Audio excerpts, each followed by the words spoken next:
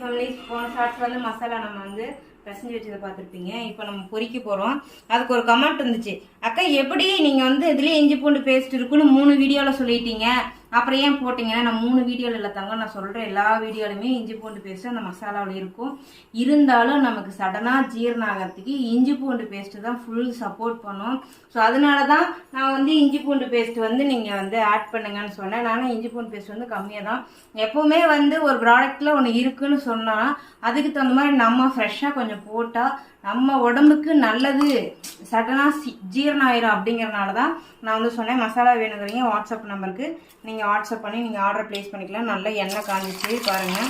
மசாலா வந்து நமக்கு எண்ணெயில் பிரிஞ்சே வராது, நல்லா டேஸ்ட்டாக இருக்கும்.